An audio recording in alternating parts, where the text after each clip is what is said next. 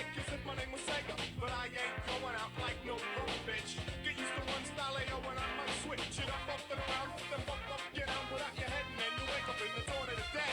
I'm coming to get ya, I'm coming to get ya. Spitting out lyrics, pull me, I'll wet ya. I came to get down, I came to get down. So get out your seat and jump around. Jump around, jump up and get down. Jump around. Jump around, jump up and get down. Jump up and get down. Everybody jump, jump, jump, jump, jump, jump.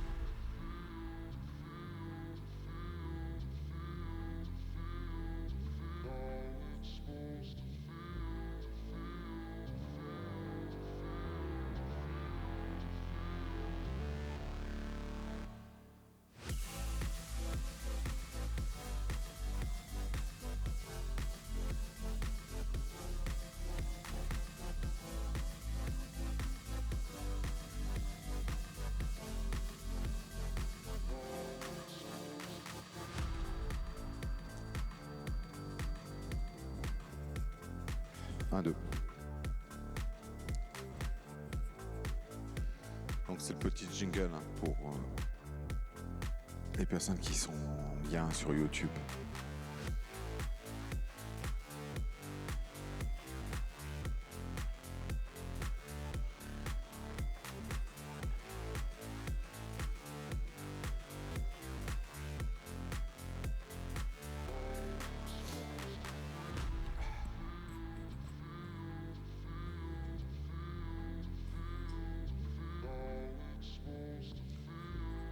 Donc pour information, les conférences sont filmées, streamées et ensuite elles sont rediffusées en téléchargement.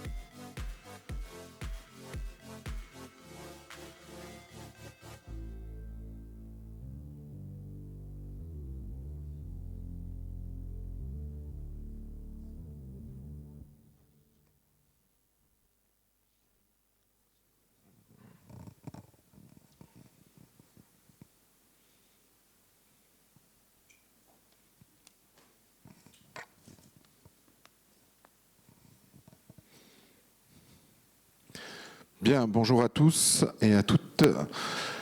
Donc nous allons enclencher la 4e journée dédiée à l'IoT Week.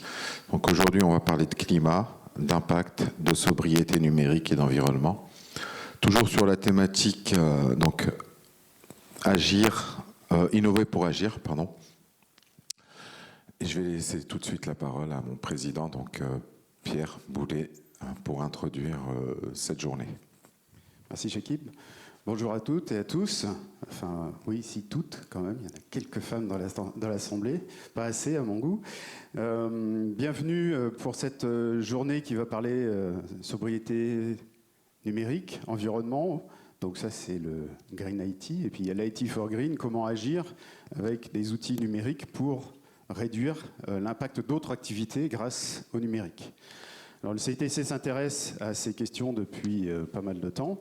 D'abord, petite introduction, ce que c'est que le CITC. Le CITC, c'est un centre d'expertise technologique qui est une association qui fournit des services d'expertise technologique au service du tissu économique, des collectivités territoriales, des services publics de la région Hauts-de-France. Historiquement, les travaux du CITC sont tournés sur les objets connectés, Internet des objets. Et puis, petit à petit, on a élargi notre champ de compétences autour de la cybersécurité, de l'intelligence artificielle et de l'impact environnemental du numérique. Donc voilà, c'est cette thématique aujourd'hui qu'on va traiter avec un certain nombre d'intervenants.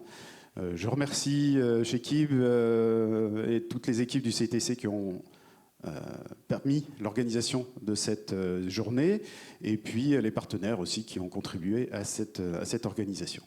Voilà, j'espère que vous aurez de très bonnes discussions constructives pendant toute cette journée. Chekib, je te rends la parole. Merci. Merci Pierre. Donc aujourd'hui, ça va se dérouler en 2 temps. Donc une première plénière avec les premiers intervenants. En l'occurrence, je remercie M. Arnaud Dehaze de sa présence de Siemens, donc qui va justement introduire un peu le sujet autour de solutions technologiques IoT dédiées, donc ce que tu appelais l'IT for Green, donc pour également apporter des solutions d'amélioration sur l'impact environnemental. Ensuite, on aura une start-up qui est de glace. Donc l'idée est vraiment de mixer cette matinée entre un grand groupe, des start-up, des visions qui peuvent se croiser, qui ont aussi une démarche d'innovation, de modularité. Et on va découvrir aussi leurs solutions. On fera une petite pause pour un café. Donc, et ensuite, ce sera Vilogia qui interviendra également pour partager sa vision. Et en l'occurrence, je remercie Vilogia de sa participation sur justement un peu ces questions de bâtiments plus durables, d'aménagement également de manière beaucoup plus large, d'environnement. Et enfin, les startups Biotheos qui travaillent sur la qualité de l'air, sur l'amélioration de la qualité de l'air, et Collectero, justement, qui, elle, va gérer les déchets. Voilà, donc on va essayer d'aborder un peu tous les grands sujets autour de l'IT et de l'environnement. Et on terminera enfin par une keynote d'un chercheur sur le développement à faible impact énergétique, donc un chercheur de l'INRIA, donc Romain Rouvroy, qui terminera sur ce sujet-là en particulier. Donc on verra plutôt le Green IT plus que l'IT for Green. Voilà, merci. Donc j'appelle M. Dehaze, la petite zapette. Voilà. 1, 2, 1, 2. Oui, ok.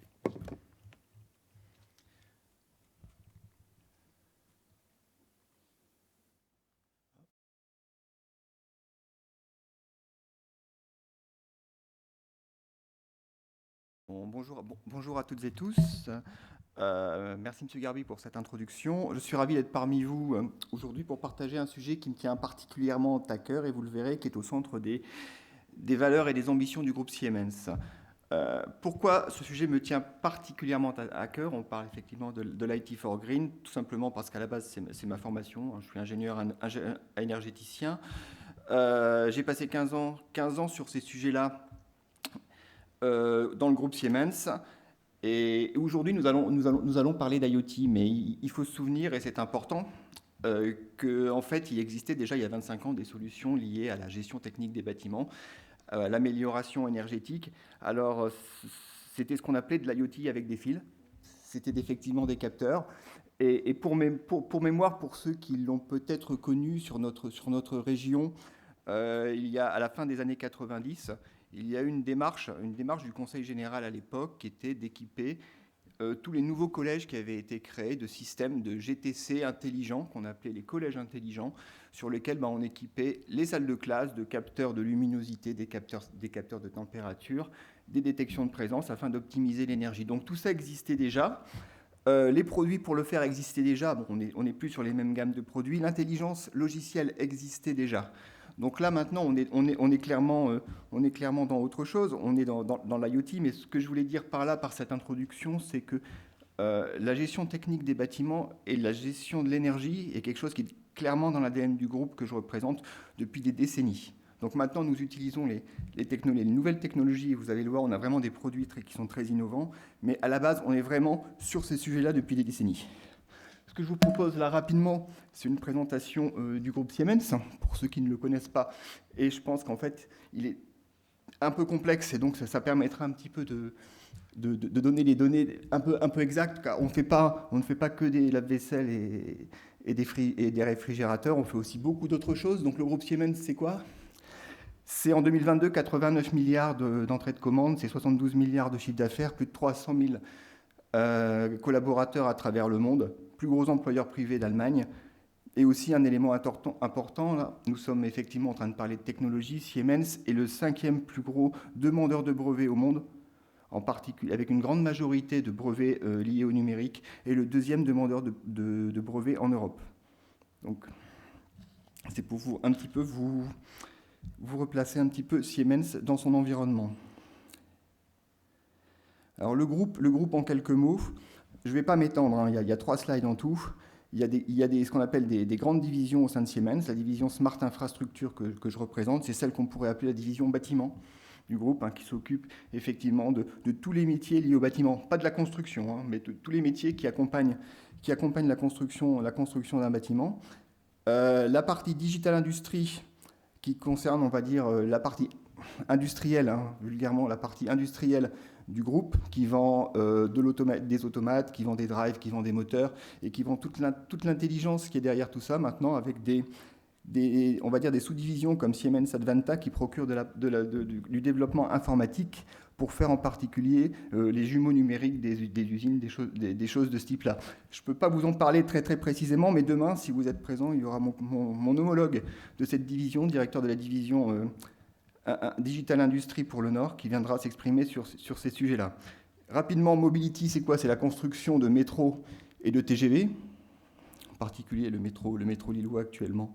Celui qui marche, c'est un métro Siemens. Et derrière, 2 sociétés qui ont été plus ou moins récemment sorties du groupe, sorties du conglomérat Siemens, qui sont Siemens Healthineers.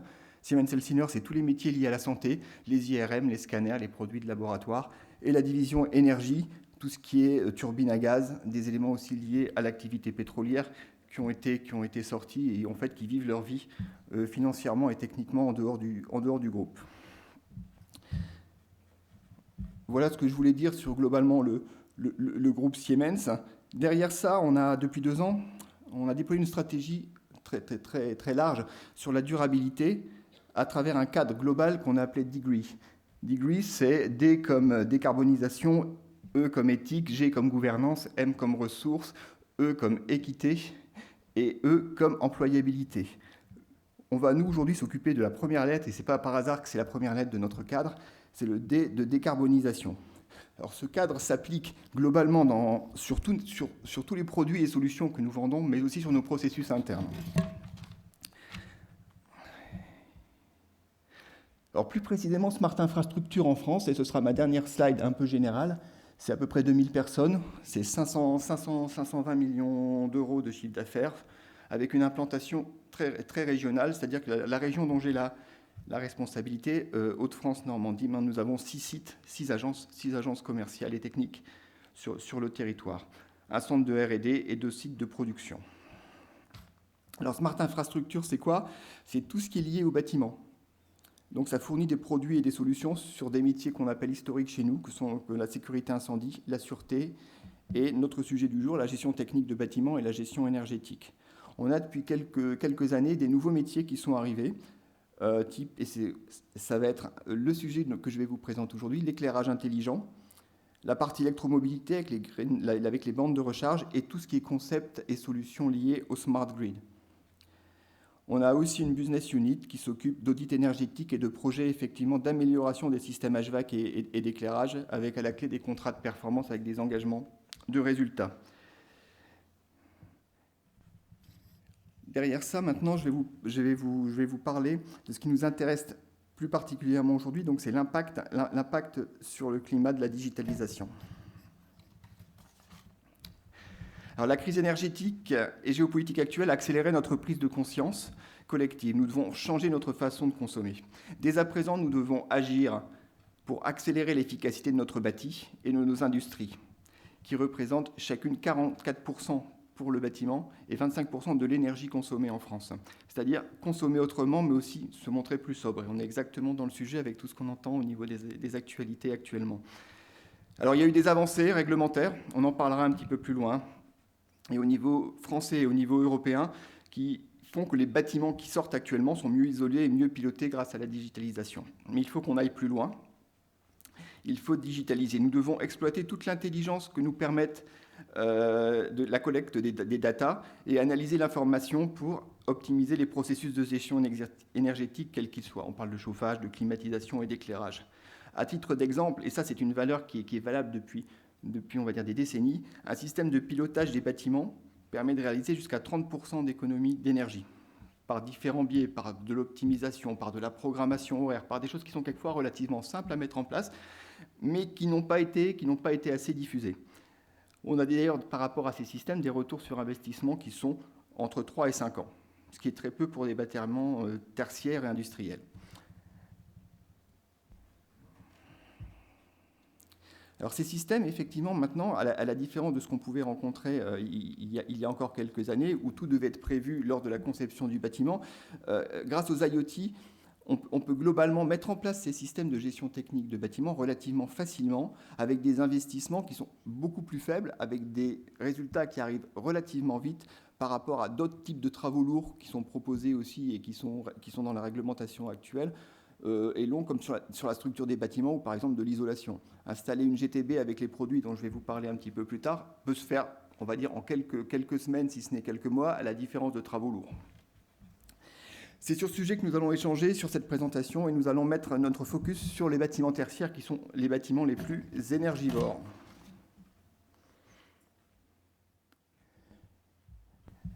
Alors il faut savoir que les tendances dans le tertiaire, en fait, c'est que à horizon 2030, 30% des espaces de bureaux seront sous forme d'espaces flexibles. Alors, qui dit espace flexible dit système de gestion de l'énergie flexible aussi.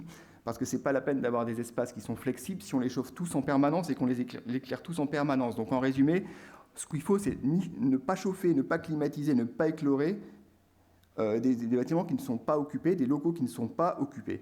S'occuper de ce qui est occupé et de ce qui va l'être. Ça va être ça, les systèmes de demain. Derrière, 80% des coûts d'un bâtiment, effectivement, sont produits durant son exploitation. Un chiffre important à avoir en tête. Et là, je reprends un petit peu ce que je vous ai dit avant. 40% de l'énergie mondiale est consommée par les bâtiments. Et 75% des bâtiments commerciaux actuels sont inefficaces sur le plan énergétique. Alors, derrière ça, quelles sont les possibilités que nous avons? Et je l'ai dit, nous avons la possibilité d'utiliser sur des bâtiments qui n'ont pas été prévus à cet effet de l'IoT. Alors, quelles sont effectivement les tendances du marché de l'IoT?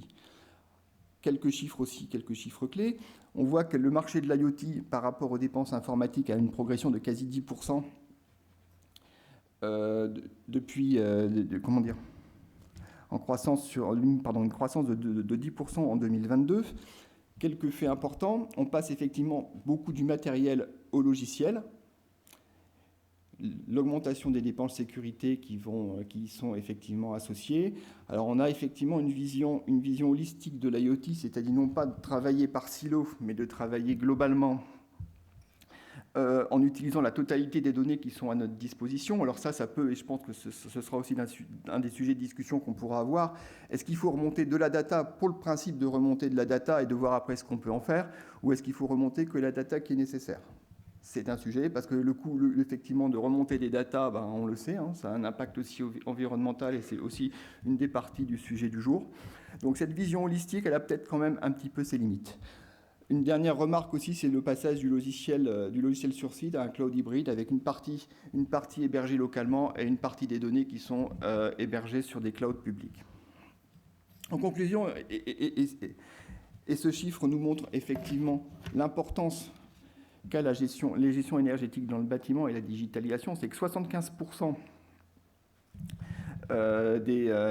des entreprises considèrent que la digitalisation sera le principal enjeu pour relever les challenges du tertiaire. Donc on est quasiment à une très grande majorité, pas l'unanimité, mais globalement on sait que le sujet est important et est reconnu comme important. Quels sont dans ces cas-là les leviers qu'on a pour agir? Je ne parlerai aujourd'hui effectivement que de l'efficacité énergétique. C'est le sujet, sachant que, et vous le verrez, les produits dont je vais vous parler peuvent aussi agir sur les deux autres leviers qui sont l'optimisation des espaces et l'amélioration de la productivité.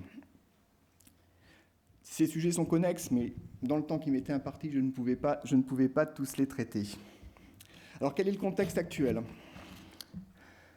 On a effectivement, je pense que vous le savez tous, un contexte réglementaire, avec 2 décrets très importants, le décret tertiaire, qui oblige de déclarer ses consommations avec des objectifs de réduction à 60% en 2050, 40% en 2020, en 2030, 50% en 2040 et 60% en 2050. Donc là-dessus, il y a des obligations avec des objectifs qui sont, comme vous le voyez, très ambitieux, avec une date de référence qui a été prise en 2010.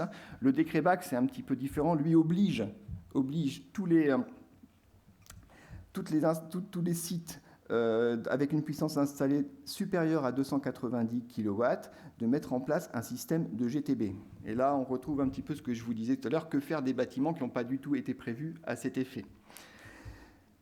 Donc ces 2 décrets vont obliger les propriétaires de ces bâtiments à mettre en place des équipements qui existaient, certes, on l'a dit, depuis des années, si ce n'est des décennies. La difficulté, effectivement, c'est l'équipement, on vient de le dire, l'équipement a posteriori. Et c'est là, effectivement, que l'IoT va prendre tout son sens.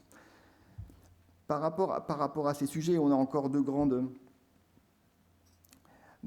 chiffres à prendre en compte. On va parler aujourd'hui plutôt de la partie éclairage, parce que nous proposons, vous allez le voir, une offre particulière, assez récente, qui permet effectivement de faire des économies très importantes sur la partie éclairage. Donc on sait, en termes d'enjeux, que 80% des installations dans le tertiaire sont obsolètes sur la partie éclairage. 70% de la consommation d'éclairage intérieur se fait de jour. Ce sont des chiffres qui sont assez, même quand on y réfléchit, qui sont assez choquants. Donc on aurait effectivement dans ces cas-là 70% d'économies potentielles sur la partie éclairage. Et on a 80% d'économies réalisables sur l'éclairage grâce à la mise en place de LED, couplée à de la détection de présence et à de l'asservissement à la lumière naturelle. Donc on n'est pas en train de dire qu'on va gagner 2%, 3%, on est en train de parler de chiffres phénoménaux qui sont de l'ordre de 80% d'économie d'énergie sur cet aspect-là. Derrière ça, que propose Siemens ? Siemens, en fait, propose ce qu'on appelle l'offre Unlighted. Alors Unlighted, vous allez voir, nous sommes une multinationale, par contre on est amené à faire de la croissance externe en rachetant des startups, ce qui a été le cas. Donc Unlighted est une startup américaine qui a été rachetée il y a maintenant 3 ans par Siemens. Elle fait partie donc de notre portfolio, de notre nouveau portfolio. On a vu, on avait des métiers historiques, maintenant on a des nouveaux métiers de smart infrastructure. Alors, il s'agit en fait d'un capteur multifonction dont la fonctionnalité principale est la partie éclairage. Et l'avantage qu'a ce capteur, c'est qu'il permet, via un seul capteur, d'obtenir toutes les informations nécessaires à d'autres systèmes. C'est-à-dire qu'il va gérer la partie éclairage, et comme on l'a vu, il y a un enjeu fabuleux sur les économies d'énergie pour la partie éclairage, jusqu'à 80% d'économie, mais en plus, il va fournir de la data pour les autres systèmes. Donc en fait, on limite avec ce système le nombre de capteurs présents dans un local, et on réduit aussi, bien entendu, le nombre de données qui transitent. C'est-à-dire qu'en fait, tout ce qui va transiter à travers ce capteur ne sera pas répété par d'autres requêtes, par d'autres flux de données. Je vous propose quelques informations complémentaires sur ce capteur. Alors, on ne le voit peut-être pas très bien, mais en fait, c'est un capteur que l'on peut ajouter directement sur de l'existant. C'est un capteur aussi qui peut être intégré directement, et c'est le cas actuellement, par des fabricants de luminaires, c'est-à-dire que vous recevez par exemple une plaque LED avec le capteur au milieu qui est déjà intégré. Et ce capteur, en fait, il n'y a qu'un modèle et il contient la totalité de l'intelligence. C'est-à-dire que si vous voulez démarrer une installation qu'avec la gestion de l'éclairage, vous pouvez. Et après, on débloque logiciellement l'intelligence du capteur pour faire d'autres choses. Alors, par contre, j'ai oublié effectivement de préciser quelques points. Je vais revenir sur le slide précédent. Donc, le capteur, j'ai dit qu'il était multifonction. Donc, il contrôle intelligemment effectivement l'éclairage et la mesure du niveau de lumière extérieur. Il fait aussi de la détection de mouvement. Et donc, il peut effectivement aider à gérer à l'utilisation de l'espace et des bureaux. Il optimise et analyse la puissance. Il y a un capteur de température intégré. Et il est capable de faire de la géolocalisation à travers du Bluetooth Low Energy. Je rentrerai un petit peu plus dans le détail. Donc là, vous avez quelques images des différents produits, des différents capteurs et des différents tags, ce qu'on appelle les tags. C'est ce qui permet de faire de la géolocalisation d'équipements. Typiquement, on est en train actuellement de travailler sur de la géolocalisation dans les hôpitaux. C'est-à-dire que ce capteur va servir à l'éclairage, va permettre aussi de repérer où sont les actifs importants de l'hôpital. Typiquement, alors on peut aller jusqu'au brancard, mais typiquement les appareils à ultrasons portatifs. Quelquefois on les recherche, on ne sait pas où ils sont. Typiquement, on va dire aussi les seringues auto-poussées. Voilà, donc tout ça, ce sont des réflexions qu'on mène, nous, avec les grands hôpitaux, qui sont très intéressés par ce système, qui donc allie plusieurs fonctions en une, avec un seul capteur. Je reviens sur le sujet, avec une architecture sur le produit. Alors, je vais essayer de la détailler le plus possible parce que je pense que dans l'assistance et sur Internet, nous avons aussi des gens qui sont plus dans la technique. Globalement, alors je n'ai pas de pointeur, je vais essayer. Vous avez sur le milieu le capteur qui peut être, on a différents types de capteurs. On peut avoir le capteur, ce qu'on appelle le micro, c'est celui qui s'intègre directement dans la plaque LED. On a des capteurs de grande hauteur et on a des capteurs pour les environnements un peu poussiéreux, en IP65, typiquement ce qu'on peut mettre dans les entrepôts. Et je reviendrai sur les entrepôts plus tard. On dispose d'antennes sur le site, sur le protocole 802.15.4, et on a la possibilité, effectivement, de faire de la géolocalisation, ce qui est marqué badge et équipement que vous avez sur la gauche, à travers du Bluetooth. On a aussi la possibilité de récupérer des infos de capteurs tiers Bluetooth, typiquement un petit peu ce qui nous manque dans l'offre actuelle. On pourrait dire peut-être de l'humidité relative, des capteurs d'humidité ou de qualité d'air qui ne sont pas encore intégrés au capteur. Donc on sait aussi les récupérer. Derrière, vous avez la partie donc des capteurs et en dessous, la partie lampe LED, avec différents modèles selon les technologies qui sont utilisées. Cette passerelle permet de remonter la totalité des datas, soit sur le cloud, soit sur une boîte, sur une box locale qui s'appelle toutes les deux Manage. Et surtout, l'intérêt qu'on a derrière cela, hormis la récupération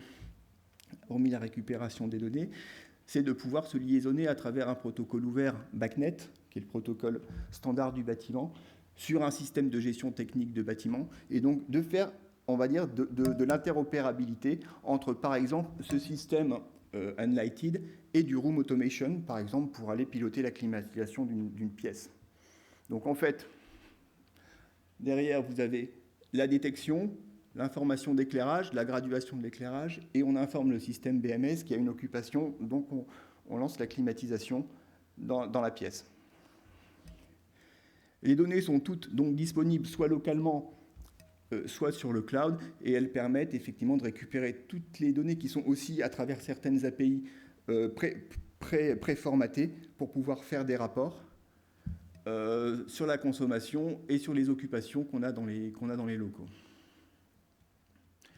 De petits détails, on sait aussi avoir des télécommandes pour pouvoir piloter localement l'appareil à travers le même protocole, le 802.15.4. Et on a une nouveauté, je ne sais pas si ce sera très, très utile, mais on cherche actuellement à mettre beaucoup d'équipements en veille, ne pas laisser les équipements, typiquement des écrans, en veille. Les petites prises de courant que vous voyez, le plug load, permettent, quand il n'y a pas d'occupation, de couper électriquement les alimentations, par exemple, des écrans.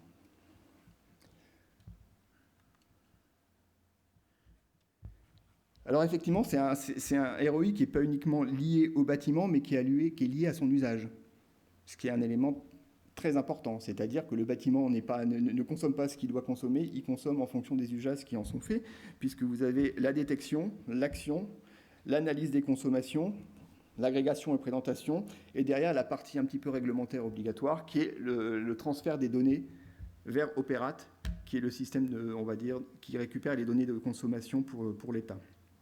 Donc c'est une interface sécurisée qui permet de surveiller, contrôler, analyser les économies d'énergie et d'autres données collectées par les capteurs intelligents. Donc vous avez une image globalement de ce qu'on est capable en se connectant sur le site de récupérer comme données. Voilà, ça c'est les différentes API qui sont prévues, qui sont livrées avec le système et qui permettent d'avoir différents types d'analyses. Hein. L'analyse, on va dire, d'économie due à la lumière du jour, économie due à l'occupation. Voilà, donc on arrive vraiment à bien scinder. Et ce qui est intéressant par rapport à ça, c'est qu'on est capable de communiquer. C'est-à-dire que les rapports extraits par ce système permettent de faire une communication, parce qu'on met en place des choses, on dit qu'on va faire des économies, mais à un moment, il faut aussi qu'on puisse, au niveau même des collaborateurs qu'on peut avoir, et c'est ce qui se passe chez nous, communiquer en disant, ben voilà, on a mis des choses en place, et voilà le résultat. Ce système-là permet effectivement d'avoir un bon moyen de communication. Donc là, je vous ai encore mis voilà, quelques tableaux de bord qui peuvent exister. Donc on arrive vraiment avec des API à avoir des choses qui sont préformatées et qui permettent à peu près de donner toutes les informations nécessaires. Alors concrètement, ça c'est une présentation qui est, on va dire, un peu théorique. Dans les faits, ça, ce sont les résultats qu'on peut obtenir avec les différents clients que nous avons depuis quelques années avec ce système-là. Sur les bureaux, les centres d'appel, on a General Electric, Merck, AT&T, EDF. On arrive à avoir des consommations des réductions de consommation de l'ordre de 55 à 70%. Donc, vous voyez, les chiffres sont à chaque fois énormes. Je vous laisse le dire. En gros, ça peut être intéressant aussi bien sur le tertiaire, qui était, on va dire, le sujet de notre présentation, mais aussi sur l'industrie.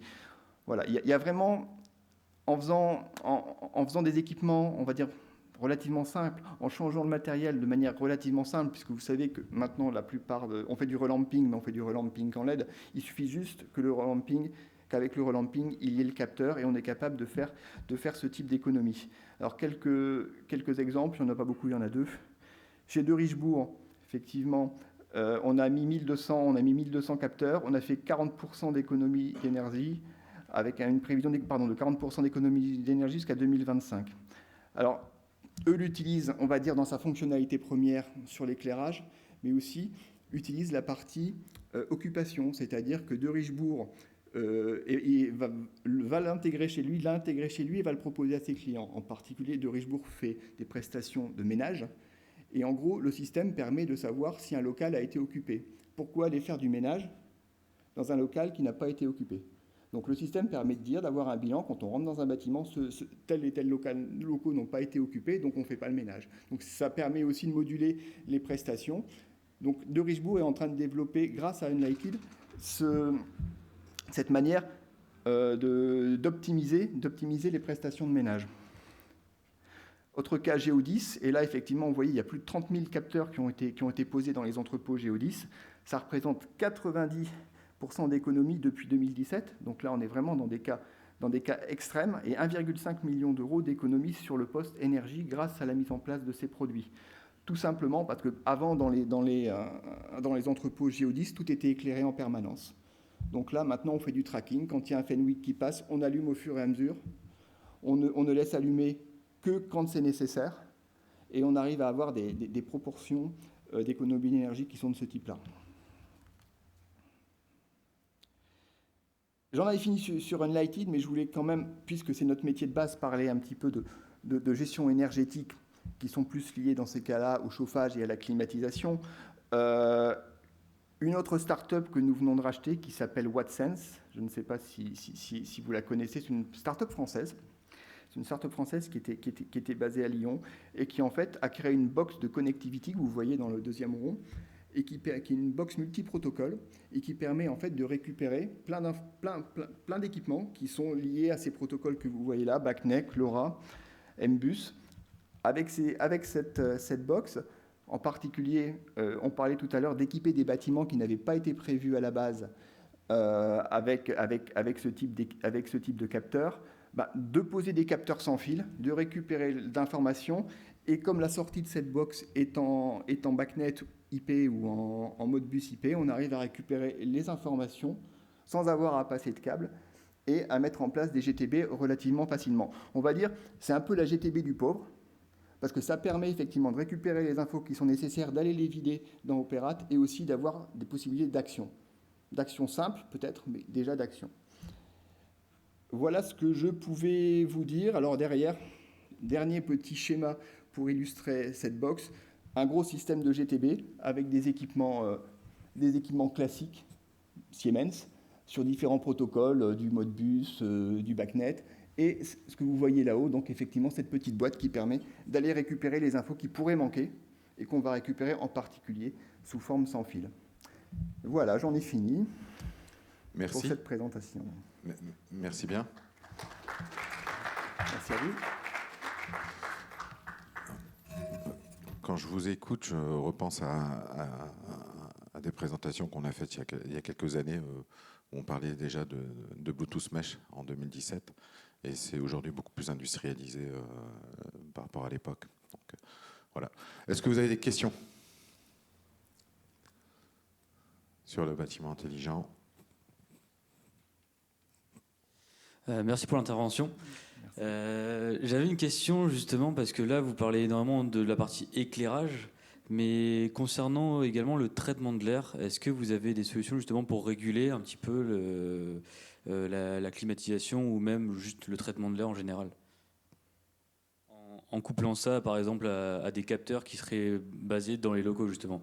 Parce que là, vu que vous avez des capteurs qui permettent de réguler la lumière, est-ce qu'il y a des capteurs également qui pourraient être plugués à ça? Alors, on va dire le traitement de l'air, c'est notre métier historique avec le chauffage. Donc, on le fait à travers des équipements qu'on peut voir. À la limite, je vais remettre la dernière présentation. Je ne sais pas si je peux revenir. Non, je ne sais pas revenir en arrière. Si, c'est bon. Voilà. On le fait à travers des automates, soit des automates Siemens qui pilotent directement les équipements, soit maintenant les centrales de traitement d'air en particulier sont livrées en OEM avec des équipements de régulation directement intégrés sur lesquels on ne fait que aller chercher des informations ou envoyer des ordres, typiquement des consignes de température, des consignes d'humidité. L'avantage qu'on peut avoir, alors, utiliser par exemple le capteur Unlighted pour faire de la régulation sur du chauffage dynamique avec de la centrale d'air, c'est compliqué parce qu'en fait la température n'est pas checkée en permanence, elle est checkée on va dire une fois toutes les 5 minutes. Donc sur du chauffage statique, typiquement du radiateur, ça peut être très utile pour des locaux qui n'ont pas de sonde de température. À côté de ça, de faire de la régulation sur de la centrale d'air avec du capteur IoT Unlighted, ça paraît vraiment très compliqué. On le fait, oui, sur des bases de sofa statique. Ça peut être, comme je l'ai dit, aussi utilisé pour des locaux où il y a du room automation, donc un automate qui gère aussi l'ouverture des volets, la climatisation avec le petit boîtier où on choisit sa température, voilà, des choses comme ça. Ça peut être utilisé. Mais sur de la centrale d'air, ça paraît quand même compliqué, de l'IoT, parce que là, on a vraiment besoin, on va dire, de données, on va dire, presque pas en temps réel, mais presque, puisqu'on régule, on régule de la température de soufflage la plupart du temps, et ça peut varier très rapidement, donc on a besoin d'une certaine, on va dire, acquisition rapide des données. Est-ce qu'il y a d'autres questions? Moi, j'ai une question sur les données, parce que vous évoquiez les données, justement. Aujourd'hui, on voit bien que les données sont un élément important, donc il y a la partie collecte, la partie traitement et la partie analyse. Est-ce que vous utilisez des systèmes particuliers pour la partie analyse des données? Et comment vous assurez l'interopérabilité si on n'est pas dans votre environnement? Ok, il y a BACnet, mais on l'a vu, hein, il y a d'autres protocoles. Vous avez Inocean, Modbus, Mbus, enfin bon, bref, différents protocoles. Aujourd'hui, comment vous gérez toute cette remontée de données par rapport à votre système central? Alors sur la partie traitement des données, on a en fait différents... là, on ne va pas parler d'Unlighted, on va plus parler de nos métiers de base, qui sont les remontées des informations de température, d'humidité et d'énergie. On a en fait différents moyens de traiter la donnée. Soit on la traite, on va dire, de manière complètement basique, c'est-à-dire qu'on récupère la data, on la met en forme, ça fait des jolis rapports pour le client final ou pour l'exploitant. Soit on va plus loin et on récupère la donnée et il y a des machines en intelligence artificielle qui tournent et qui sont maintenant capables de faire du prédictif, c'est-à-dire elles vont chercher les données tous les jours, elles analysent comment réagissent le bâtiment et quand en fait elles sont en dehors du scope qu'elles ont l'habitude de connaître, elles vont émettre des alertes en disant attention, il y a quelque chose qui se passe. Alors ça, pour deux buts. un but, alors on va dire si on est sur du chauffage-climatisation, un but de confort, c'est-à-dire qu'on ne veut pas que les gens soient dans un environnement qui ne soit pas confortable, ça aussi c'est un élément important, et surtout, ce qu'on ne veut pas, c'est faire dériver les équipements de manière énergétique. C'est-à-dire qu'un problème qui est repéré par l'intelligence artificielle, une température qui est trop élevée, qui ne redescend pas assez rapidement en fonction de la température, les systèmes sont capables de les analyser et de dire là, il y a un problème, il faut aller regarder. Donc ça, ce sont des services digitaux qu'on propose à nos clients. Alors à la base, le contrat de base, c'est d'obtenir le traitement des datas, la mise sous forme de rapport, et on peut aussi avoir des compléments sur ces services digitaux avec l'analyse des données. Donc c'est quelque chose qui est, on va se le dire, assez récent, hein. Ça a quelques années, ça se met en place, mais on a de plus en plus de clients qui sont intéressés par cette démarche, puisque eux, ce qu'on essaie, c'est de caler nos prestations par rapport aux attentes du client. Et on va dire, tous les clients ont des attentes différentes, ont des objectifs différents, que ce soit des objectifs financiers, que ce soit des objectifs liés au confort. Et le confort, on est certes dans une période d'économie d'énergie, mais le confort, c'est important aussi pour les salariés. Ils viennent moins au travail. Par contre, quand ils viennent au travail, ils travaillent dans des bonnes conditions. Et ça, c'est des éléments importants.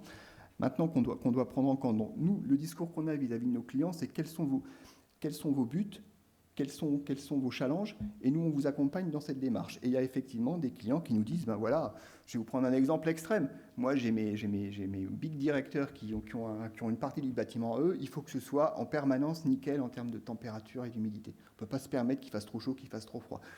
Ça vaut ce que ça vaut, mais en tous les cas, c'est un des objectifs de l'entreprise. Et si je vous en parle, c'est que c'est une réalité. Et bien voilà, on met un focus là-dessus.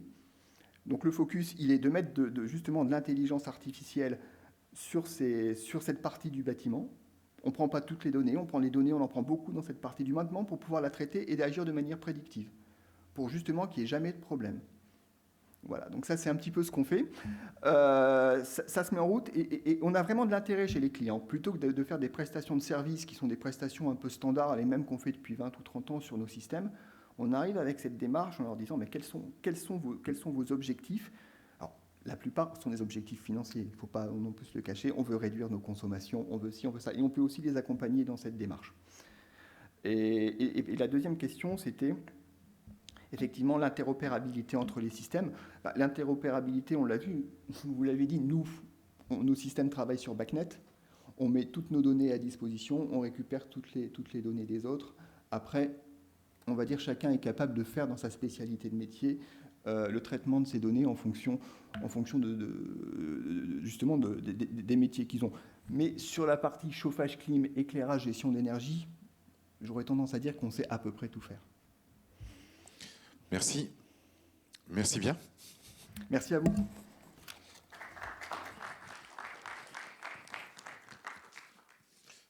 Donc, je vais appeler la société de glace. Toi, tu as un micro et tu as la petite zapette. Eh bien, bonjour à tous. Moi, c'est Geoffroy Hulot. Je suis le fondateur de la société De Glace. Et donc, De Glace, c'est la marque d'électroménager et d'appareils régénératifs. Alors, comme tous les utilisateurs d'appareils électroménagers, vous allez un jour subir l'expérience de la panne. Et cette expérience-là, quand vous la vivez, vous ne savez pas quoi faire. Elle vous tombe dessus et on tombe en fait sur finalement ce taux qui est assez dramatique. 60% des achats d'électroménagers sont consécutifs à une panne. Et donc quand on subit la panne, c'est justement quand on a besoin de l'appareil. Et c'est pour ça que la plupart des gens se tournent vers l'achat du neuf. Et donc tout ça n'est pas sans conséquence, hein, puisque quand on remplace son appareil défectueux par un appareil neuf, ça génère un taux de déchets, et ce taux de déchets est le plus important au monde. Alors nous, on veut reconcevoir en fait les appareils, on veut les reconcevoir en mettant au centre de nos appareils en fait la modularité. Le premier produit qu'on a souhaité reconcevoir, c'est l'aspirateur balai. Alors on l'a reconçu parce que c'est un produit qui n'est pas durable, l'aspirateur balai. On voit en fait les publications du labo Fnac Darty chaque année qui donnent en fait la durabilité de chacun de ces appareils et on voit que l'aspirateur c'est moins de 6 ans et donc il y a une vraie problématique sur ce type d'appareil. Et donc ce qu'on a fait nous, c'est qu'on a identifié toutes les tous les sujets, tous les composants qui subissent en fait l'obsolescence d'usage et l'obsolescence technologique. Et en particulier, on a souhaité encapsuler tous ces composants-là. Et donc, on voit les organes principaux de l'appareil dans le tiroir, qui sont par exemple le moteur, la batterie, qui sont amenés à évoluer dans le temps. Donc, en termes de performance et d'obsolescence technologique, on a souhaité les encapsuler. Et puis, tout ce qui est batterie, qui voit ses performances décroître bien avant l'expérience de la panne, on a souhaité aussi les encapsuler. Et donc, c'est un appareil qui est rendu modulaire, un petit peu comme l'expérience que vous pouvez avoir avec votre imprimante. Vous avez des cartouches d'encre, elles se placent en plug and play. Et quand vous n'avez plus de jaune, vous ne jetez pas l'imprimante pour autant. Et donc, nous, ce qu'on a fait, c'est qu'on a transposé l'imprimante, toute la technologie en tous les cas, dans l'aspirateur balai. Alors, on a déposé 4 brevets sur la conception de cet appareil. On voit ici qu'on a encapsulé en fait tous les dispositifs, et donc en passant par la batterie, par exemple, ici tout à droite, tout ce qui va gérer en fait l'interface entre la batterie et puis le moteur. On a centralisé l'intelligence avec une antenne Bluetooth qui permet de communiquer avec l'appareil.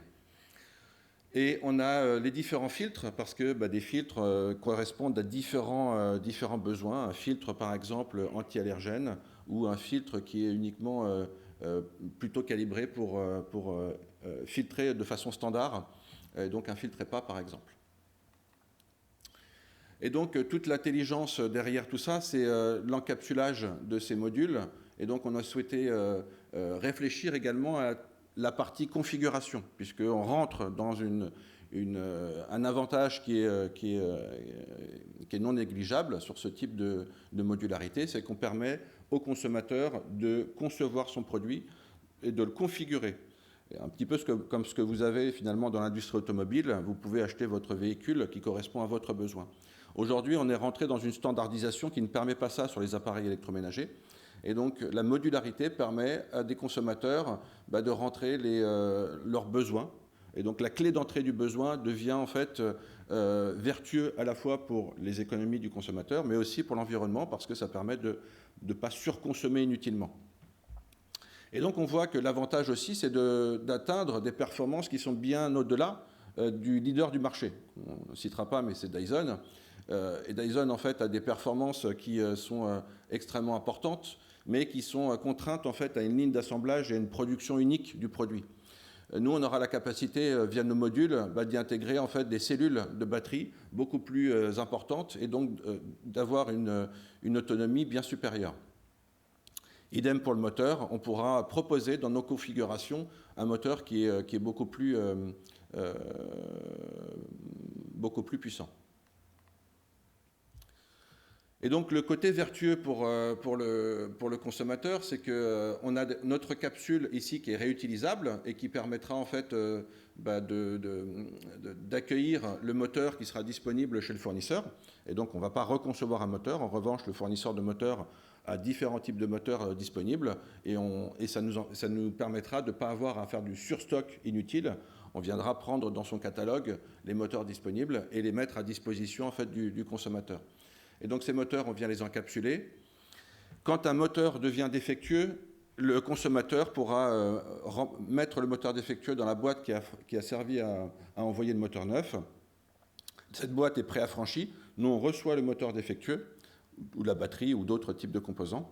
Et on a juste ce petit module moteur ici, qui contient du cuivre et de l'acier, qui sera renvoyé, une fois qu'on a une palette de montée, qui sera renvoyé en fait chez le fournisseur.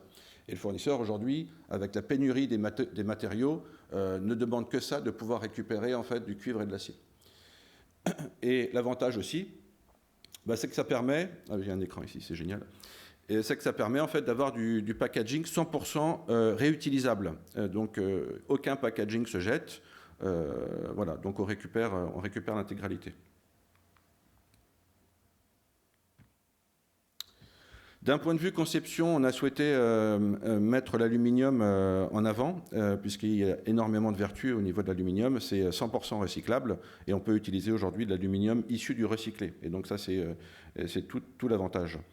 Également, la conception, la voulu et le design très intemporel pour qu'ils puissent en fait vivre dans le temps sans pour autant avoir quelque chose ou un appareil qui deviendrait obsolète pour le consommateur.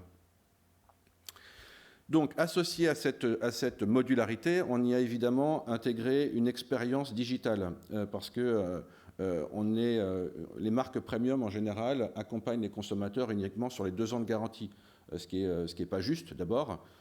Et donc nous, ce qu'on a souhaité, c'est offrir aux consommateurs une expérience digitale complète sur l'ensemble du cycle de vie du produit, à commencer par l'expérience de la configuration, comme je l'ai expliqué.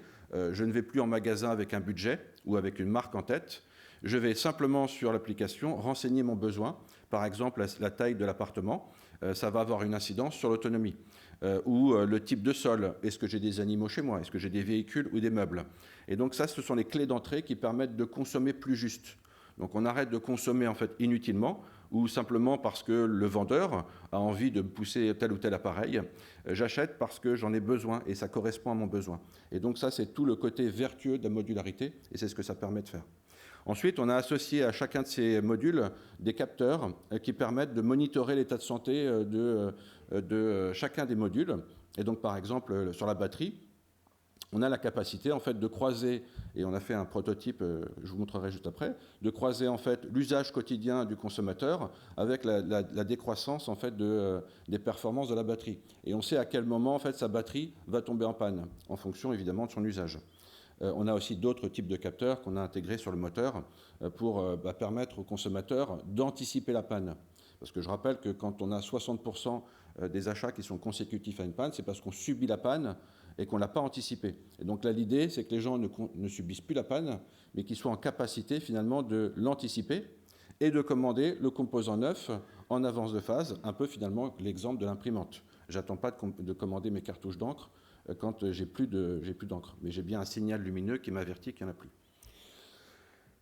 Donc ça, c'est un intérêt aussi sur mieux entretenir son appareil. Donc au-delà du prédictif, on a la capacité en fait de faire de la maintenance sur le quotidien. Par exemple, si j'ai un moteur en sur-régime, ça veut dire que mes filtres sont encrassés, j'ai une notification et ça permet d'entretenir mon appareil et d'éviter en fait une casse ou une panne prématurée parce que je ne sais pas comment utiliser ou comment entretenir mon appareil. Et donc ça, c'est tout l'avantage aussi d'associer au prédictif du préventif. Donc ça, c'est les deux aspects qui sont liés à l'intelligence derrière tout ça. Le plug and play, c'est tous les systèmes en fait sont magnétiques. Donc voilà, les ouvertures sont magnétisées, il n'y a plus de vis. Vous avez pu voir sur l'appareil. Et enfin, le gros engagement pour nous, c'est de promettre une recyclabilité. En tous les cas, tout n'est pas recyclable, mais on va récupérer tout ce qu'on aura mis sur le marché. Aucune marque aujourd'hui récupère ce qu'elle produit, sauf si elle a uniquement de l'abonnement. Nous, et ce qui est en fait assez rare finalement dans le milieu de l'électronique, et puis l'abonnement, ce n'est pas forcément aussi la meilleure solution parce que ça pousse à la consommation et au renouvellement rapide des produits. Et donc nous, ce qu'on propose, en fait, c'est de récupérer l'ensemble des composants en fin de vie. Et donc tout ce qu'on produit ne se jette plus. On récupère, on recycle. Notre impact, il est très concret. Finalement, on voit l'expérience en noir des autres, voilà, que ce soit des sociétés de réparation, parce qu'il y en a beaucoup, et malgré d'ailleurs l'explosion du nombre de sociétés de réparation, on constate malgré tout que les 60% continuent d'augmenter, voilà, année après année. Donc elles ne répondent pas forcément à toutes les problématiques. Et puis toutes les autres marques, alors on voit en fait entre 0 et 2 ans, quand j'ai une panne, je n'ai pas de produit de prêt, et donc je dois attendre 3 semaines. Passé 2 ans, quand mon appareil n'est plus sous garantie, je dois payer et à nouveau attendre finalement mon appareil qui soit réparé, avec cette mauvaise surprise de découvrir peut-être le prix de la réparation qui s'approche du prix du neuf. Ensuite, passé les 4 ans, j'ai une problématique qui va être de la mise à disposition des pièces détachées. Et puis ensuite, passé 6 ans, parce qu'évidemment, on peut toujours réparer, mais il y a la mise à disposition de la pièce qui est souvent limitée dans le temps, parce que ça veut dire surstocker de la pièce, en fait, pour la marque. Et donc ça veut dire des coûts très importants pour eux. Et puis l'obsolescence finalement de ces appareils passé 6 ans. Et donc pour nous, en fait, le constat il est très clair, c'est de s'affranchir de la réparation. Il n'y a plus besoin de réparer, il n'y a plus besoin de reconditionner ces appareils parce qu'on peut le reconditionner, vous pouvez reconditionner vous-même votre appareil si tant est que vous avez envie de le vendre. Et c'est 10 fois moins de déchets, in fine, de produits. Pour les consommateurs, on a fait appel à un cabinet qui a audité et qui a sondé en fait 1000 personnes. Et donc on a identifié parmi ces early adopters les éco-engagés qui représentent aujourd'hui pour nous 12,4% des consommateurs européens. Et donc il y a un très gros potentiel derrière ces consommateurs parce qu'ils veulent consommer plus durable et ils en ont marre en fait de jeter leurs appareils. Au-delà en fait de l'image derrière de l'environnement, c'est aussi ils ne veulent pas forcément repayer à chaque fois un appareil. Le marché est très fort parce que l'aspirateur balai il est en croissance perpétuelle. L'aspirateur robot ne remplacera pas l'aspirateur balai parce que c'est de l'appoint en fait. Le robot il n'ira pas dans les escaliers, il n'ira pas dans votre véhicule, il n'ira pas aspirer en fait des surfaces qui sont torturées. Et donc du coup on a un marché qui est quand même très mature avec 3,8 milliards d'euros de chiffre d'affaires sur toutes marques confondues sur l'Europe. Ça représente 20 millions d'unités. Et nous, ce qu'on vise, et très modestement, c'est 0,34 en valeur et 0,2 en volume, ce qui représente 22 000 unités sur le marché européen. Les fondateurs, pour parler un peu de nous, donc vous voyez, là je suis à gauche. Donc moi j'ai une expérience à la fois dans l'industrie. J'ai travaillé pour Sagem, Packard Bell, Acer et puis Dell plus récemment dans leur studio d'innovation et puis une expérience dans le retail. Alors j'ai eu la chance de pouvoir développer pas loin de 40 produits, pas mal de prix aussi qu'on a reçus sur les produits avec mon équipe qu'on a pu développer à l'époque. Et puis la création de la marque Keylive, ça a été ma dernière expérience chez Auchan puisque c'est ce qui m'a été confié. Donc ça c'était vraiment une expérience très enrichissante, parce que du coup, ça permet d'appréhender la création d'une marque. Et enfin, le pivot s'est fait au moment où j'ai participé à la coécriture de la loi AGEC, que vous connaissez, donc au sein du ministère de l'écologie, qui est la loi anti-gaspillage et pour l'économie circulaire, et donc qui incite les consommateurs à acheter leurs appareils avec un indice de réparabilité dessus. Et puis Mathieu, qui m'accompagne, lui est plutôt sur le profil ingénieur. Il a travaillé dans la Formule 1. Voilà, et donc il s'est tourné ensuite vers la finance avec un MBA HEC. Et donc il m'accompagne sur toute la partie finance et industrie. Donc on est ravis d'avoir pu gagner 2 prix IoT cette année. Donc ça c'est chouette avec le projet. On a été finaliste du CIC. Puis on a la région BPI qui nous accompagne sur ce beau projet. Voilà, quelques références. On parlait d'objets connectés tout à l'heure. J'ai eu la chance aussi également chez Acer de développer l'écran pliable que vous voyez aujourd'hui chez Samsung. Nous, on l'avait inventé en fait en 2010. Voilà, et donc quelques références. Voilà. Les partenaires qui nous accompagnent, ça c'est un élément important. Donc on a 2 sociétés. Une société qui est plutôt sur l'hardware et puis le software, qui s'appelle Inventis, et puis Makers, plutôt sur la partie mécatronique.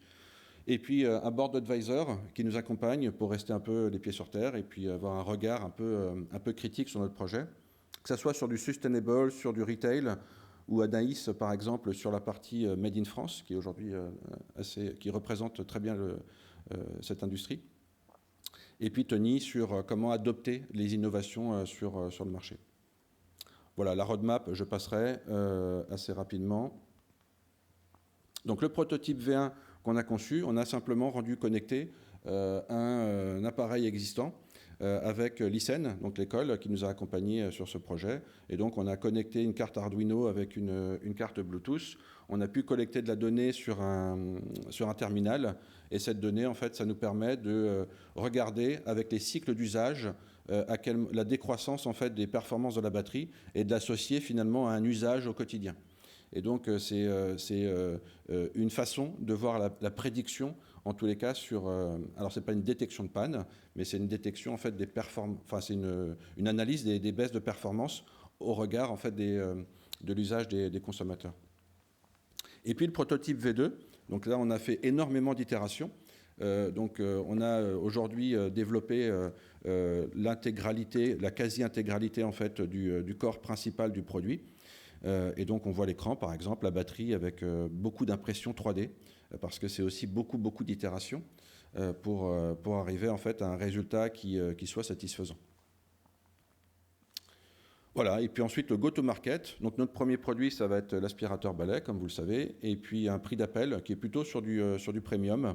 On veut faire du made in France, donc ça a aussi un prix, mais pour autant, on ne va pas le pousser comme un argument de vente. Voilà, et puis une première segmentation à 12%, c'est ce qu'on cible en tous les cas.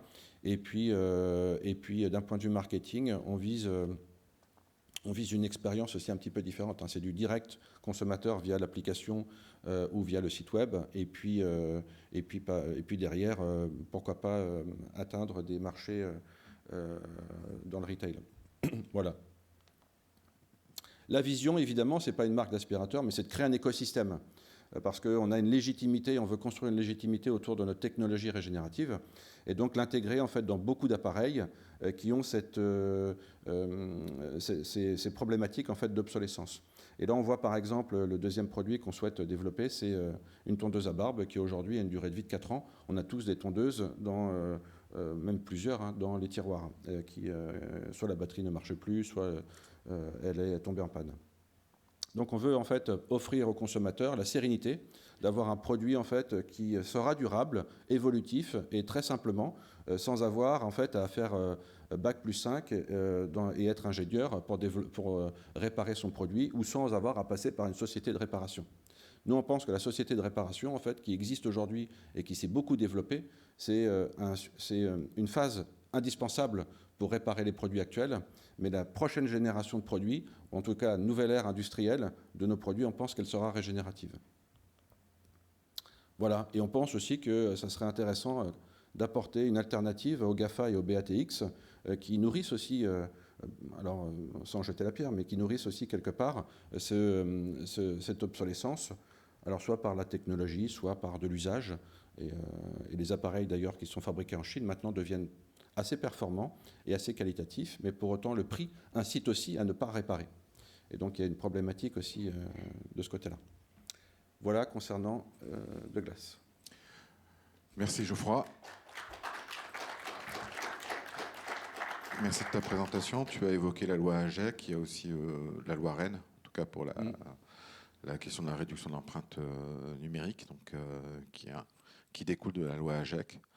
C'est un sujet qu'on traitera cet après-midi également dans un workshop, plus particulièrement sur le réemploi. C'est un peu l'idée aussi, le réemploi, mais sur les équipements numériques. Donc à 17h30, tu es le bienvenu. Est-ce qu'il y a des questions sur la modularité? Bon, c'est très clair. Clair, c'est clair, par contre.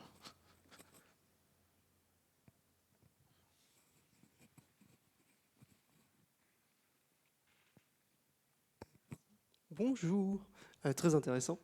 La tondeuse à barbe, par rapport à l'aspirateur, ça a l'air d'être bien plus petit. Alors je m'y connais pas, je ne me rase pas. Donc le projet, c'est de développer des modules différents pour chaque produit vendu. C'est pas interopérable. Par exemple, la batterie, j'ai vu qu'il y avait une trottinette ou je sais pas quoi. Donc le module développé pour l'aspirateur, une batterie grosse capacité pour un aspirateur prévu pour une large surface, ça ira pas dans une trottinette par exemple. Non, on aimerait que ça soit interopérable, mais il y a de telles contraintes de certification, enfin tout ne peut pas être transposable. Et puis après, il faudrait imaginer finalement que dans le temps, les gens aient acheté un aspirateur et puis qu'ils aient envie finalement peut-être de transférer tel module sur un autre appareil, ce qui n'est pas forcément le scénario en fait classique et récurrent. Donc ce qu'on se dit dans un premier temps, c'est et puis après effectivement il y a comme tu l'as dit, la volumétrie en fait des appareils ou la capacité, les performances qui sont différentes. Donc ça, aujourd'hui on le met de côté. Choisir, c'est renoncer. On met de côté cette partie-là, mais on le garde en tête, en effet. Merci. Est-ce qu'il y a d'autres questions?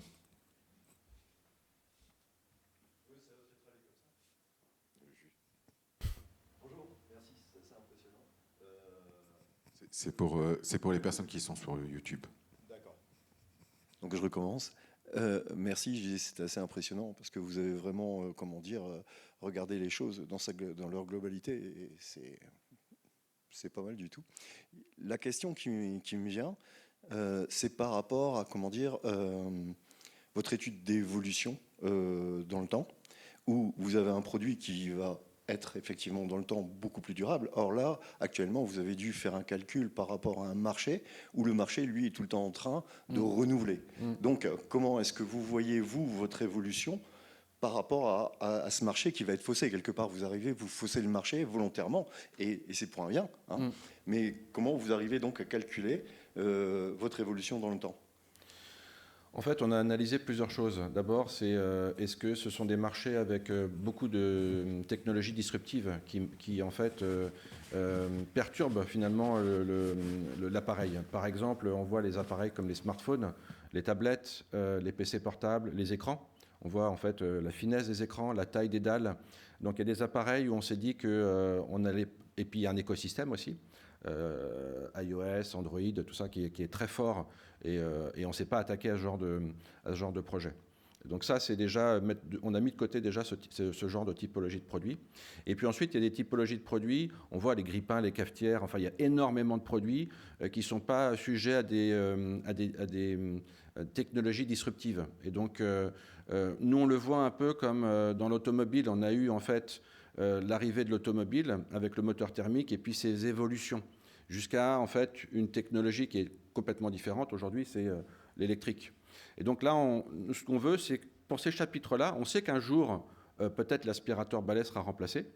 Ce n'est pas encore le cas. Il y a encore énormément de choses à faire évoluer en fait, sur ce type d'appareil. Pour autant, on se dit que les gens ne font pas maintenant 4 mètres de haut, donc la taille de l'aspirateur ne va pas changer. Le réservoir conditionne aussi, donc, ce que vous voyez, la partie centrale, la capacité à mettre de la poussière dedans, donc ça ne va pas non plus changer. Donc évidemment, il y a un petit peu tout va se jouer sur la performance. La performance et puis de l'usage. Donc quand on a analysé en fait, les produits et l'historique d'évolution de ces produits, on s'est dit, oui, en fait, en 5 ans, ça n'a pas beaucoup évolué. Enfin, il y a la batterie, il y a le moteur qui a évolué, et puis quelques petits gadgets supplémentaires, mais pas beaucoup plus que ça. Et donc, ce qu'on se dit, c'est ciblons ces produits-là, regardons en fait sur ces différents chapitres ce qu'on peut faire, c'est-à-dire qu'on va proposer on va proposer une démarche qui est plutôt l'innovation par la modularité. La plupart du temps, les fabricants en fait, poussent un nouvel appareil. C'est-à-dire qu'ils ont inventé un nouveau truc. Ça peut être par exemple une batterie plus puissante ou un moteur moins énergivore. Et ils refont un appareil complet. Nous, on va proposer en fait une modularité. C'est-à-dire qu'on va cibler l'innovation uniquement sur la pièce qui le nécessite.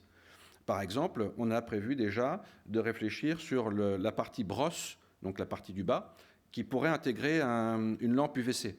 Donc, et on se dit, voilà, donc, plutôt que de refaire un appareil complet, on va proposer au consommateur via l'application, s'il a d'ailleurs des allergies, le module moteur qui sera disponible, enfin le module brosse qui sera disponible avec la lampe UVC. Et donc, plutôt que de réinventer, d'ailleurs de perdre du temps dans de la R&D inutile, à reconcevoir des moules et puis à reconcevoir le produit dans son intégralité, parce que voilà, d'ailleurs on voit bien qu'il y a des marques qui n'ont pas besoin de ça. Apple n'a pas besoin de refaire tous ses produits tout le temps, hein, ils ont le même look. Voilà, et donc c'est l'intérieur qui évolue. Et donc nous, on veut faire on veut travailler plutôt la modularité et l'innovation par la modularité et permettre en fait et rendre accessible finalement des évolutions pour le consommateur sans devoir tout racheter. Je parlerai plus de durabilité par la modularité. Oui. C'est recréer le marché quelque part. On n'a pas, ce qu'on veut, c'est proposer un modèle différent. Et tout comme d'ailleurs le modèle qu'on vous a présenté, la table avec les modules, c'est une problématique aussi, c'est que pousser en fait du produit dans les magasins et faire du stock prévisionnel, derrière, si on n'est pas certain finalement d'avoir vendu le produit, ça se retrouve en déchets où les prix sont cassés. Et donc ça pousse à la consommation. Nous, ce qu'on propose aussi dans ce modèle-là, qui est plutôt vertueux également, c'est que c'est un peu comme quand vous allez chez le tailleur, vous faites votre costume sur mesure, on revient finalement à quelque chose oui, l'attente, c'est important, de ne pas avoir tout de suite. Et on voit d'ailleurs que les marques haut de gamme savent très bien le faire. de l'attente pour avoir un sac. Aujourd'hui, il y en a qui sont prêts à payer très cher. Et donc, l'idée, c'est de dire, on va proposer notre modèle peut-être en magasin, mais sans stock, sans rien du tout. C'est juste une table d'expérience. Et puis, les commandes, en fait, sont directement livrées chez le consommateur. Donc, on réfléchit à ça aussi sur la partie expérience retail pour éviter, finalement, d'avoir nous-mêmes à subir des stocks, mais de gérer plutôt à la commande. Voilà. Dernière question sur la gestion des composants. Comment vous gérez la crise des composants aujourd'hui? Enfin, comment vous voyez pour la gestion de des composants? Alors, c'est vrai que déjà, nous, sur les commandes, parce que là, on est en train de commander les composants sur le prototype V2, et donc on voit déjà qu'on fait face en fait, à certaines pénuries, et donc on est déjà obligé dans la conception de prendre certains composants plutôt que d'autres, et donc de revoir certaines choses. Ce qu'on constate, grosso modo, c'est que sur la pénurie des composants, si on arrive avec des grosses volumétries et des prix pas chers, parce qu'on a un positionnement prix qui est peut-être entrée de gamme ou milieu de gamme, les impacts sont très importants. Si en revanche on est positionné sur du haut de gamme avec des volumétries beaucoup plus faibles, et donc c'est pour les fournisseurs, ils sont plus en capacité de gérer ça. C'est à un moment donné, moi si j'arrive avec 100 000 pièces ou 50 000 pièces ou 10 000 pièces, les 10 000 pièces, il sera en capacité de me les honorer. Et puis après, le positionnement haut de gamme permettra aussi d'absorber ces coûts. Donc il se trouve que les marques premium sont moins sujets en fait, aux pénuries que les marques entrée de gamme qui sont un peu crispées parce qu'il y a du volume et il y a des prix finalement qui sont un peu au ras des pâquerettes parfois. Et la récupération des composants. Enfin, il faut savoir par exemple qu'il y a autour de 100 millions de téléphones portables, de smartphones qui sont dans les tiroirs, qui sont des sources particulièrement sur la question du réemploi, de la revalorisation de ces composants. Est-ce que ça fait partie des choses sur lesquelles vous réfléchissez Là, on est déjà sur le réemploi en fait, de nos propres composants. Là, on se dit, est-ce qu'on va faire du réemploi en fait, de composants ou d'appareils existants? Nous, ce qu'on préconise aux gens qui possèdent déjà un aspirateur, c'est de le faire réparer, leur aspirateur. Et donc, avant même d'acheter un aspirateur de glace, l'idée, c'est qu'ils fassent d'abord réparer leur aspirateur. Et donc, on n'est pas encore dans cette logique-là de proposer en fait de la récupération de produits existants, mais ça peut être une opportunité également pour plus tard. Mais en tous les cas, l'objectif, c'est d'abord d'avoir des produits qui durent. Et c'est un petit peu moins de développer sur d'autres aspects. Merci. Merci à vous. Merci bien.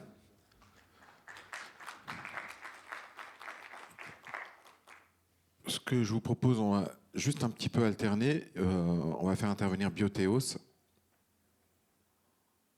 Et ensuite, on fera la pause café. Si ça vous convient.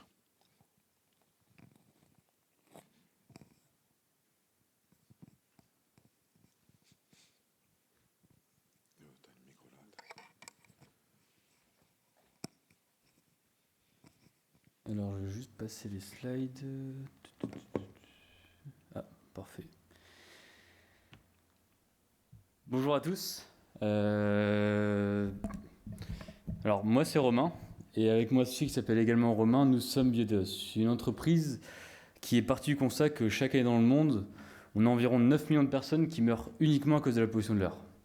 Pour vous donner une idée, c'est comme si la ville de Lille tout entière disparaissait tous les 10 jours. Et en plus de ça, la pollution de l'air intérieur est 5 à 7 fois plus polluée qu'en extérieur. Bon, tout ça, c'était pas pour vous faire peur, désolé si j'ai plombé l'ambiance, mais ne vous inquiétez pas, chez Biothéos, on est persuadé que la nature a la solution. Et ce sont les microalgues. Mais concrètement, qu'est-ce que c'est ? Eh bien, c'est ce que vous pouvez voir ici. Bon, je vois que le slide a un peu changé de couleur, mais bon, c'est pas grave. Donc, c'est ce que vous voyez donc, sur le côté ici. C'est de l'eau verte, tout simplement. C'est des algues microscopiques qui sont capables d'utiliser certains polluants atmosphériques pour se développer. C'est donc en combinant nature et technologie que nous avons développé un filtre biologique que nous avons breveté. Nous avons intégré du coup ce filtre biologique, pour vous l'expliquer un petit peu. On part avec un ensemble de polluants. Ensuite, on a une préfiltration qui enlève les grosses poussières. Après, nous avons la filtration biologique donc par les microalgues qui enlève la plupart des polluants. Et enfin, une stérilisation à l'aide d'UVC qui nous permet d'enlever virus et bactéries. On a intégré ça dans une colonne de 2,30 m de haut, 80 cm de large, qui s'appelle Oxylon, que nous avons mis en place dans le métro de Lille. D'ailleurs, vous avez peut-être passé devant. C'était en station Lille-Flandre. On l'a mis en place pendant 4 mois, donc c'était un test qui était effectué en partenariat avec Lamel et Ilevia.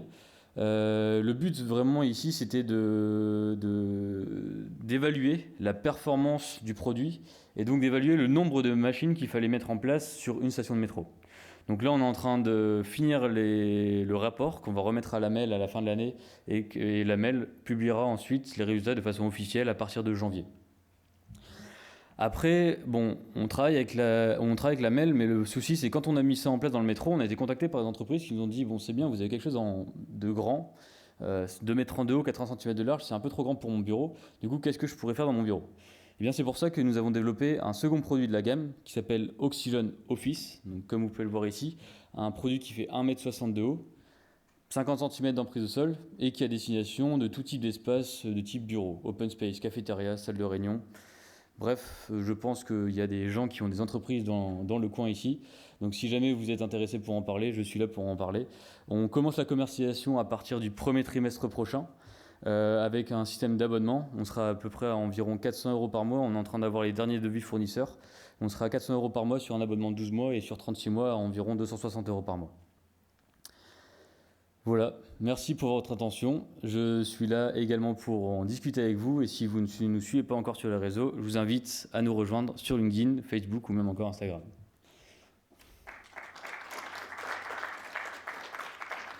J'ai peut-être été un peu vite, mais c'est pour favoriser les échanges. Donc allez-y, Merci. je peux répondre à vos questions. Est-ce qu'il y a des questions?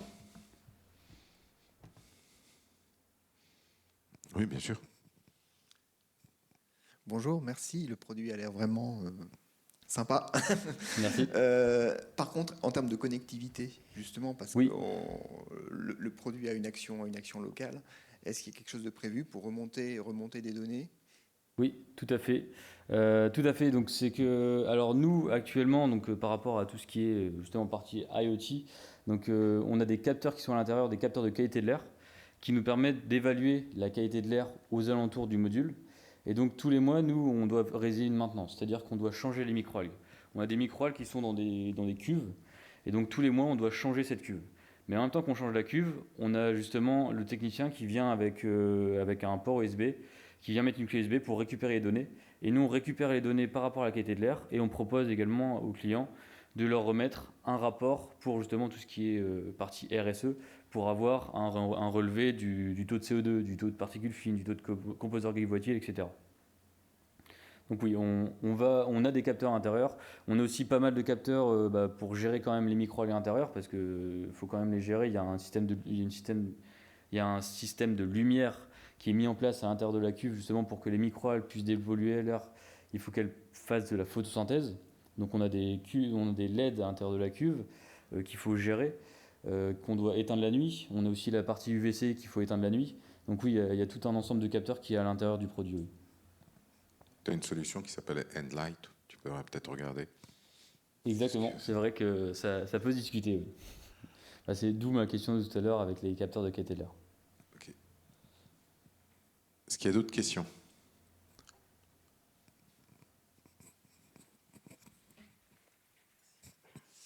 Oui, bonjour, merci de votre présentation. Est-ce que du coup, il y a des marchés spécifiques que vous visez avec ce produit-là?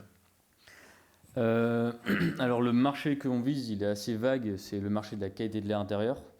Donc c'est quand même un énorme marché parce qu'on a tout dedans, on a tout ce qui est dans les bureaux et ce qui est dans les métros. Donc on est assez vague, maintenant on va vraiment cibler sur des entreprises.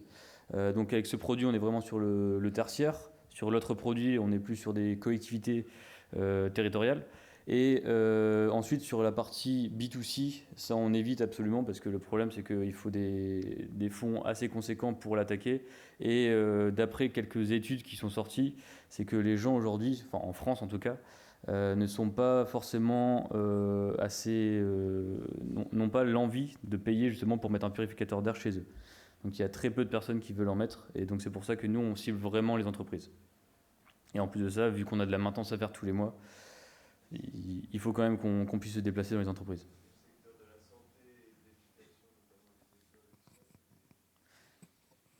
Oui, bah alors, donc, Je vais répéter la Ouais. question, sinon on ne l'entend pas sur Internet. Le secteur de la santé et le secteur de la santé, le secteur des écoles, crèches, etc. Est-ce que c'est un secteur que vous allez cibler? alors le secteur de la santé, donc actuellement on travaille un petit peu en partenariat avec le CHU, enfin non pas avec le CHU, avec l'hôpital Jeanne de Flandre, donc pour créer un peu la chambre éco-conçue de demain d'hôpital. Donc on se rend compte qu'il y a quand même des difficultés à intégrer nos solutions dans des chambres d'hôpitaux directement parce que le problème c'est que c'est très petit. Mais on réfléchit peut-être à l'intégrer, pourquoi pas dans des salles d'attente. Dans des salles d'attente où là il y a quand même pas mal de passages, il y a beaucoup de monde et en plus c'est la propagation du virus dans ces salles d'attente, elle est assez conséquente. Donc oui, il y a un réel intérêt. Et on réfléchit également à s'intégrer aussi dans des cabinets médicaux type docteur, type dentiste, etc. Oui, tout à fait. Et sur la partie école, on n'attaque pas encore ce marché pour l'instant, mais oui, on y pense parce qu'il y a un côté réglementaire derrière. C'est qu'il y a la loi Grenelle 2 qui impose le fait d'avoir des capteurs de qualité de l'air dans ces établissements. Et donc, il y aurait un intérêt par la suite, justement, parce que après le fait de capter la donnée, il y a aussi le traitement. Parce que quand on se rend compte que la qualité de l'air n'est pas bonne, du coup, il faut un effet de traitement. Et donc, c'est là où on intervient. Donc oui, tout à fait, on réfléchit à ça aussi. Est-ce qu'il y a d'autres questions? J'en ai une dernière. Ces micro-algues, ensuite, qu'est-ce qui se passe? Une fois que vous les récupérez, comment vous les traitez? Enfin, je ne suis pas un expert de micro-algues, mais qu'est-ce qui se passe après? Alors on va dire qu'on va avoir deux types de microalgues. Les microalgues qui sortent du métro, on fait encore des tests actuellement avec notre laboratoire partenaire pour voir si on peut les transformer en fertilisants.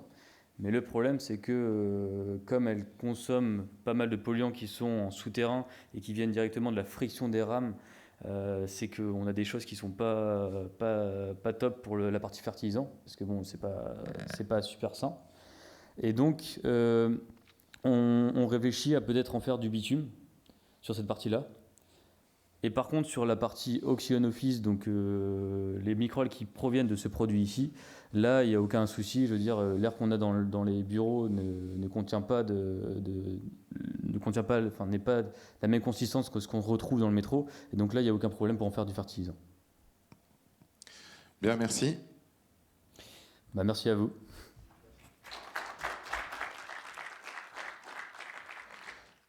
Voilà, c'est bon, t'inquiète. Ouais. Bien, je vous propose une petite pause de 10 minutes, le temps de prendre un café, d'échanger, et puis on reprend avec Vilogia pour son intervention. Merci.